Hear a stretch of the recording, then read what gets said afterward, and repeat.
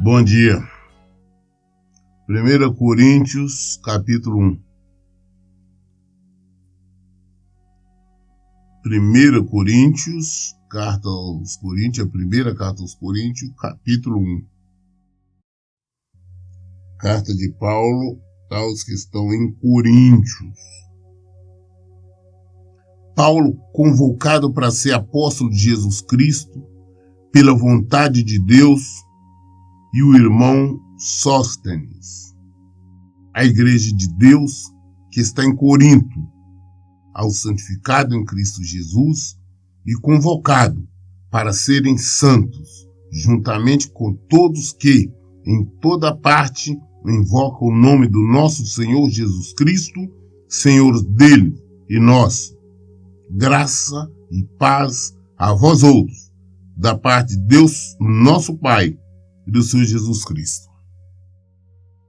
Como sempre, nessas missivas, nessas cartas, Paulo começa se identificando, dizendo, que ele foi convocado para ser apóstolo. Nós sabemos como ele foi chamado, como ele estava ali a caminho de Damasco. Ele não foi que ele, eu vou ser apóstolo, ele não se fez apóstolo. Ele foi chamado, determinado, convocado pelo Senhor.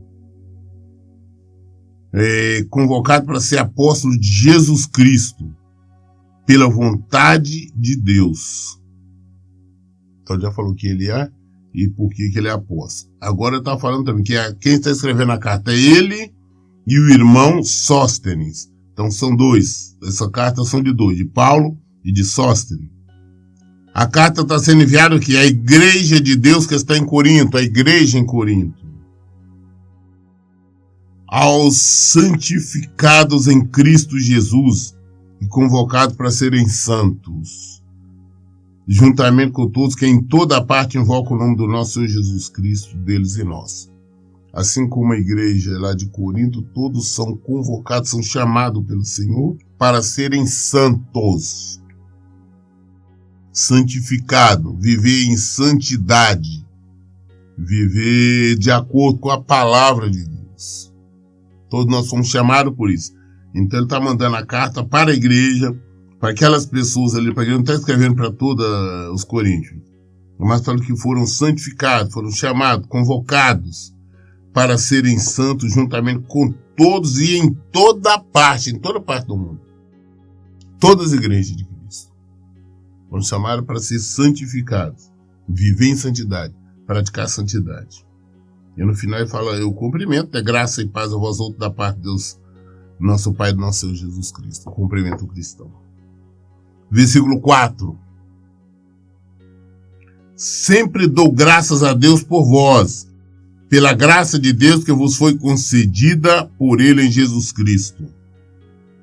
Porque ele agradece a Deus, dá graças pela graça de Deus do que foi convocado. Pelo amor de Deus, também nós temos que fazer a mesma forma com nós. Temos que agradecer inicialmente por nossas vidas, por o Senhor ter nos chamado, hoje nós podemos estar na presença dele.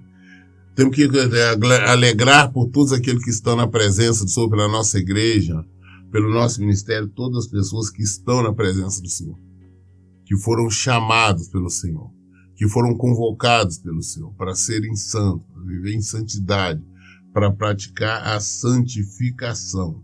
Nós devemos agradecer, dar graças a Deus em todo o tempo.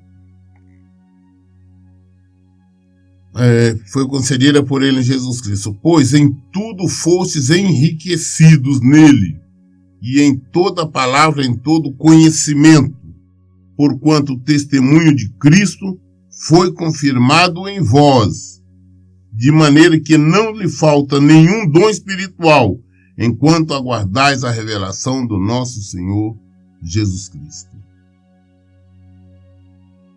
Nós fomos enriquecidos em Jesus, o nosso conhecimento vem de Jesus. A Bíblia nos fala, Deus nos ensina que aquele que não tem sabedoria, peça a Deus, que Ele não nega. E se nós quisermos sabedoria, nós pedimos ao Senhor, nós buscamos, nós meditamos na palavra dele e encontramos. Jesus é o verbo, é a palavra, e aqui nós recebemos sabedoria, aqui nós recebemos conhecimento e nos aproximamos mais dele. Pois em tudo nós já fomos enriquecidos nele em toda a palavra e em todo conhecimento. Porquanto o testemunho de Cristo foi confirmado em nós. De maneira que nenhum dom espiritual nos falta, enquanto nós aguardamos a vinda do Senhor. Ah, pastor, eu queria ter dom disso, dom daquilo.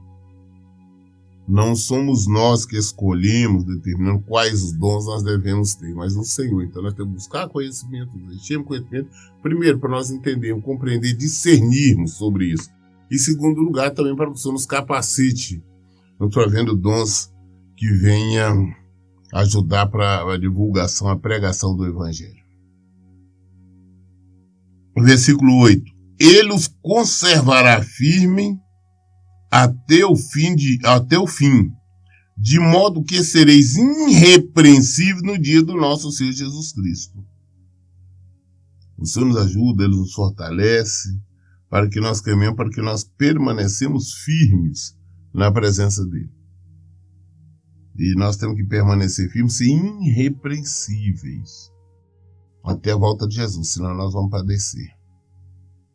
Senão nós não vamos alcançar a vitória, nós não vamos alcançar a salvação. Nós temos que estar irrepreensível no dia dele.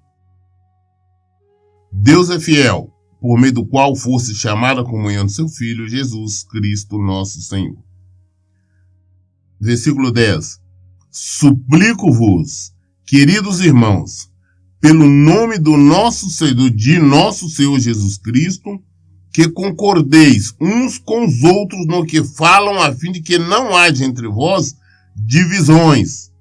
Antes sejais totalmente unidos, sob uma mesma disposição mental e no mesmo parecer. O cristão tem que ser unido em Jesus Cristo. O que é essa união?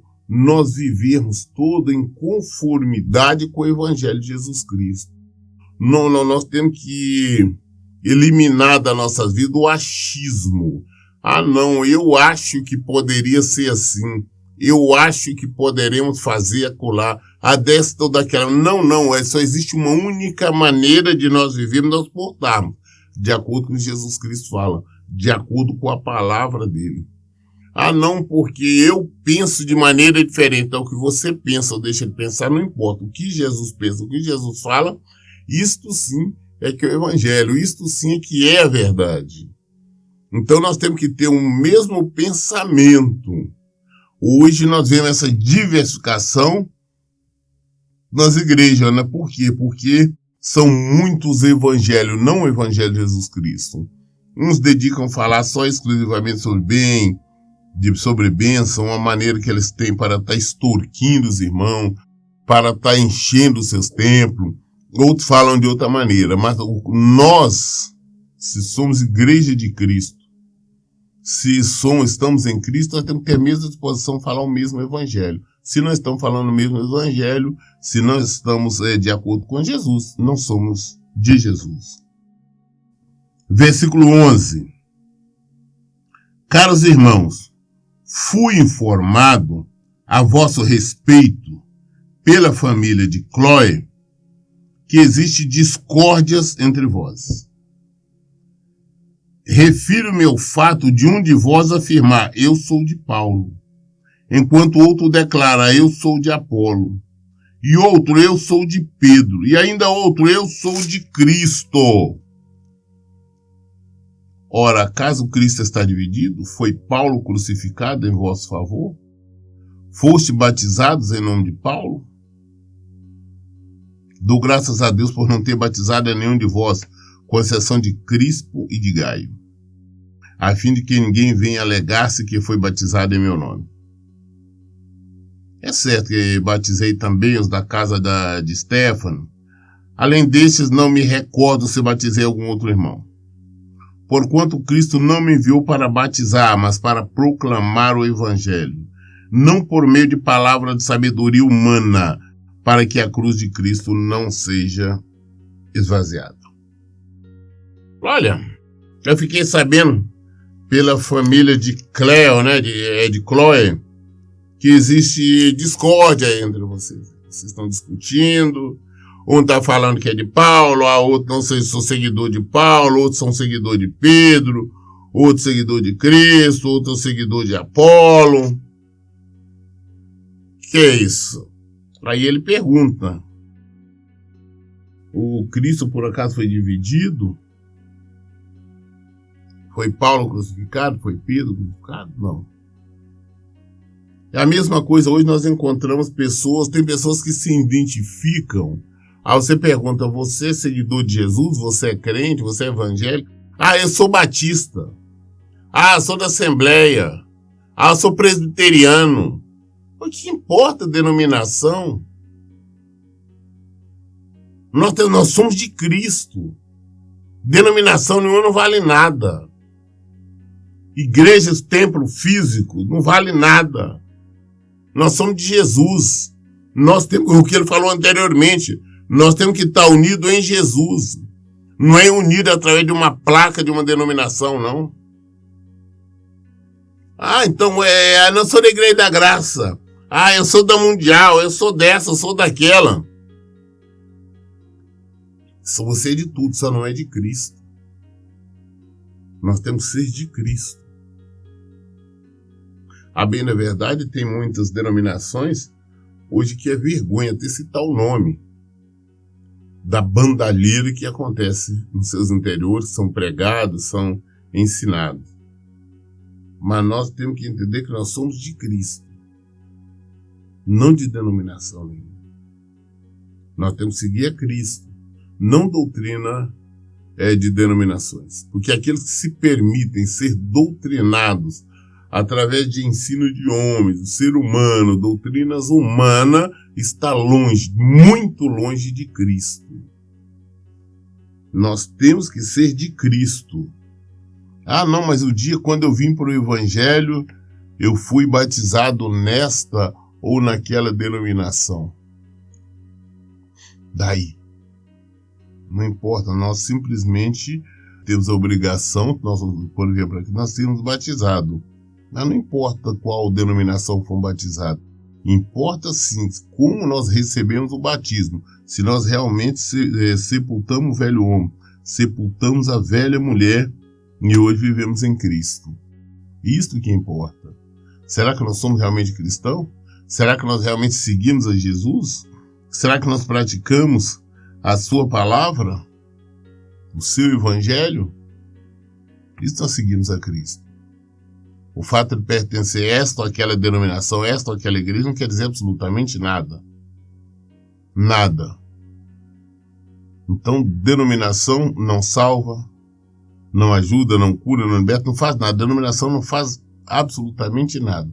Faz é Jesus. Então, vamos sim procurar viver de acordo com o evangelho, de acordo com a palavra do Senhor. Porque é nele está a nossa salvação. Paulo ainda no final ele disse, olha, porque como estava fazendo confusão, ele falou, não, o senhor não me viu, não foi para batizar, não. Viu para pregar o evangelho, foi o que ele fazia, né? E fez muito bem, continua fazendo. E porque Cristo me enviou para batizar, não me enviou para batizar, mas para proclamar o evangelho. Falou, Jesus me enviou para pregar o evangelho, levar a mensagem. Mas não por meio de palavra de sabedoria humana, para que a cruz de Cristo não seja esvaziada. Não foi palavra de sabedoria humana. Ah, não é porque eu sou teólogo, eu estudei X anos fazendo teologia, eu conheço isso, eu conheço aquilo. Não, Paulo não foi ensinado, não foi dessa maneira, não. Quem o capacitou foi o Senhor. Nós vemos que ele era um fariseu, era um perseguidor da igreja. Quando Cristo chamou, ali a caminho de Damasco, ele ficou lá uns 3 dias lá, e depois ele já saiu dali pregando, ele ficou ali pregando, já começou, aonde que ele foi para perseguir, para prender os irmãos, Jesus o chamou, convocou e começou a pregar o evangelho ali mesmo. E, inclusive já teve que sair de lá fugido, lá tiveram que passar ele por cima do muro, que já queriam pegar. Aí ele que já passou a ser perseguido. Então, a capacitação dele foi o Senhor. Eu vejo muitas pessoas hoje, estudam, fazem teologias, né? As grandes denominações hoje têm curso de teologia. O povo fica fazendo teologia e tudo mais. E o que aprendem não é o Evangelho de Jesus Cristo. Aprendem como enganar o povo, como aprende trejeitos, né, maneira de pregar para chamar atenção, para agradar, para isso aqui, mas não prega a verdade, não ensina a verdade, não ensina o Evangelho. Nós temos que pregar simplesmente o Evangelho como ele é. Nós temos que falar de maneira clara, um português claro. As pessoas têm que aceitar essa verdade. Nós não temos que sofisticar, buscar palavras difíceis, nada disso. Temos que falar no popular para que as pessoas tenham entendimento amplo. Mesmo porque a palavra só foi enviada para pessoas simples, pessoas humildes. Então essas pessoas nós estamos preocupados que seja alcançada com o Evangelho. Então essas entendem realmente a nossa linguagem. Versículo 18. Pois a mensagem da cruz é loucura para os que estão sendo destruídos, porém para nós que estamos sendo salvos é o poder de Deus. A mensagem que nós trazemos, que é a mensagem da cruz, da morte de Jesus, a mensagem que nós trazemos que ali na cruz Jesus levou todos os nossos pecados, a mensagem que nós trazemos da ressurreição, o mundo não aceita, os estudiosos não aceitam, os sábios, né? Os letrados, os homens de ciências não aceitam, os cultos do mundo não aceitam, porque nós veneramos, nós adoramos alguém que morreu. Jesus morreu e ressuscitou. Nós adoramos uma pessoa que nós sabemos que ele levou todos os nossos pecados e hoje ele nos dá a condição de ser salvo. Que nós podemos pedir perdão e em o nome dele ser salvo. O mundo não aceita isso. Os sábios, inteligentes, acham que isto é errado, que não tem lógica, que como que nós poderemos ser salvos, ser libertos através de uma pessoa que morreu e depois ressuscitou, como que levou os pecados, como seria. Então eles recusam, da mesma forma que eles não aceitam que Deus é o criador de todas as coisas. Criam-se teorias loucas, ainda ontem eu falei sobre isso. Não, foi a explosão através do Big Bang. Eu fico imaginando como que... Será que o que eles pensam tem fundamento? Nós sabemos o que é uma explosão. Não precisa fazer coisa não, você coloca algumas coisas, vários objetos ali, um montezinho, coloca uma bombinha, essas bombas que você compra aí, as bombas que eles usam muito nas festas juninas, e coloca fogo. Quando ela explodir, vão ver que as coisas vão ficar tudo esparramadas, jogadas para lá e para cá. Então como que através de uma explosão ficou tudo certinho? Água salgada aqui, água doce aqui, água doce embaixo da terra e ali, os pássaros, os peixes no mar, o ser humano, as árvores, tudo. Que explosão é essa? Explosão organizada? É totalmente infundado essas teorias deles, né? E graças a bom Deus hoje já tem muitos cientistas que estão se rendendo mesmo ao Senhor. Então eles não têm o que nós falamos, o que nós escrevemos, eles não aceitam, o mundo não aceita. Versículo 19 diz assim: porquanto está escrito, destruirei a sabedoria dos sábios e rejeitarei a inteligência dos homens cultos. A palavra de Deus diz que ele destrói a sabedoria dos sábios. Sábio. E rejeita a inteligência dos homens cultos. Eu sei, assim não. É interessante que vendo da história, certa feita, uma pessoa estava falando, né, se defendendo, e dizendo, falando sobre ali a travessia do Mar Vermelho, e estava trazendo a explicação, né, sobre o Mar Vermelho, e a explicação que ele dava era que determinada época do ano, através de estudos, né, provando que determinadas situações, época do ano ou de tanto em tantos anos, o Mar Vermelho se abaixa, águas abaixa, que tem condição da água ficar na altura dos pés, que as pessoas poderiam passar ali somente na água cobrindo mal os pés. E de acordo com que ele estava dando aquelas explicação para todo mundo, tinha um outro rapaz lá que só dava glória a Deus, glória a Deus, glória a Deus, crente. Aí ele falou, mas vem cá, por que você está dando glória, você sendo um cristão? Eu estou provando aqui que não tem condições das pessoas, ou não foi Deus que abriu o Mar Vermelho. É porque existem determinadas situações, época do ano, o ciclo, que a água fica abaixada e as pessoas atravessam. Aí então ele falou, não, glória a Deus sim, que o milagre ainda é maior, porque o povo atravessou com essa água baixinha, mas o exército de Faraó conseguiu morrer afogado, destruído, com a água na altura dos pés. Então o milagre foi maior. Então não tiveram como justificar, não teve como explicar a morte, então, de todo o exército de Faraó que estava perseguindo. Eles, por mais que tentem justificar, tem a teoria, né, da evolução, que nós somos descendentes ali do Homo sapiens, esse tipo de coisa. A pergunta é por que os macacos, então, pararam de vir se transformando e virar ser humano? É ilógico.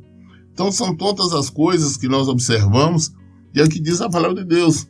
Destruirei a sabedoria dos sábios e rejeitarei a inteligência dos homens cultos. Por mais que tentem justificar, não existe.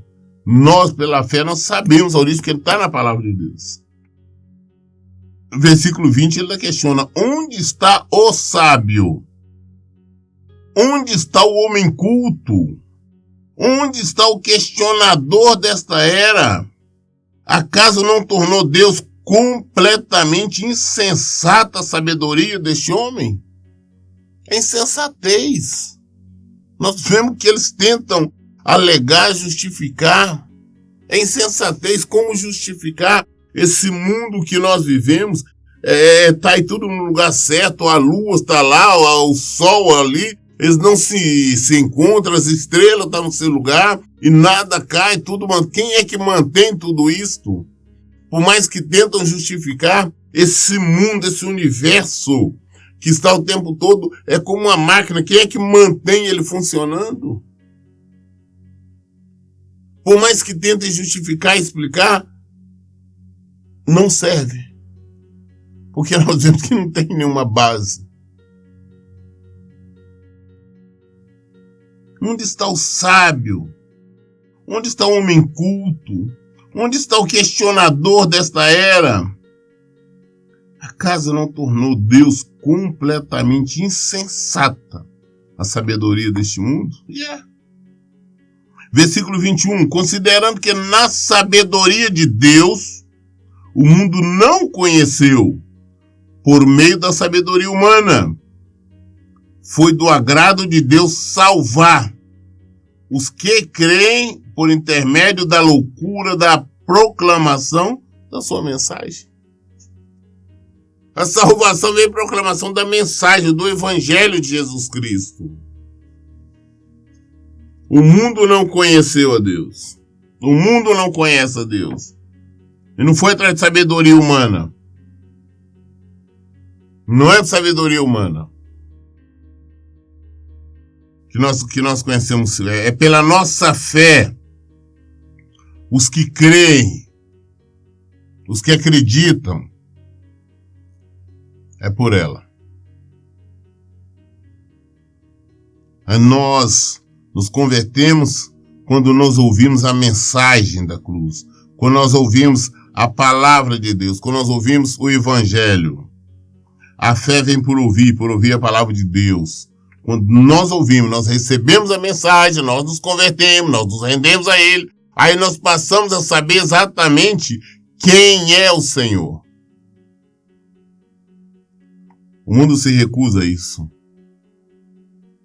Mas nós continuamos crendo no Senhor. Por quê? Versículo 22. Tanto os judeus pedem sinais, como os gregos procuram sabedoria. Nós, entretanto, proclamamos a Cristo crucificado, que é motivo de escândalo para os judeus e loucura para os gentios. Os judeus, que é para quem Cristo veio, que a palavra veio, de vez de crer somente, porque já viu, tiveram vários testemunhos, eles ficam buscando sinais, eles querem sinais, e não terão nenhum sinal.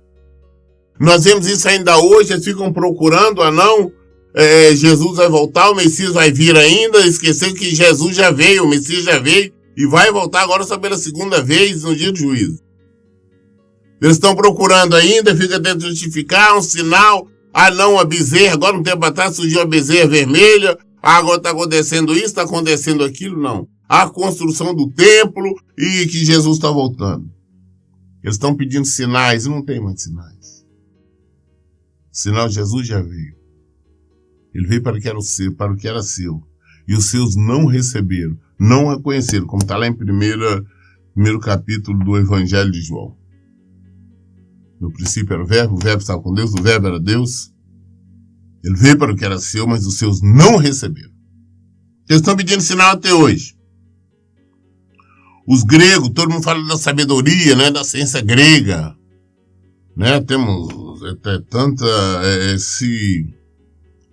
elogiam tanto a cultura grega, diz que a Grécia, né, é o berço, né, de cultura de vários filósofos, inclusive. Mas eles acham que eles eles não acreditam em Jesus. Eles acham que nós somos enganados, nós somos tolos por acreditar em Jesus. Nós, entretanto, proclamamos Cristo crucificado, que é motivo de escândalo para os judeus e para os gentios, né? Os gregos eram considerados gentios. É motivo de escândalo. Motivo de escândalo porque eles não aceitam. Mas nós proclamamos o Evangelho de Jesus Cristo. Nós falamos de Cristo. Aquele Cristo que foi crucificado, aquele Cristo que morreu, mas que ressuscitou. Hoje está sentado à direita de Deus Pai, e tem todo o poder, no céu, na terra, embaixo da terra, e todos os joelhos se dobram diante dele. É isso que nós pregamos, é desse que nós falamos, e nós levamos esta mensagem, a mensagem da salvação, a mensagem da cruz, a palavra de Deus, o Evangelho, Jesus Cristo. É loucura para os gentios, escândalo para os judeus, que até estão buscando sinais.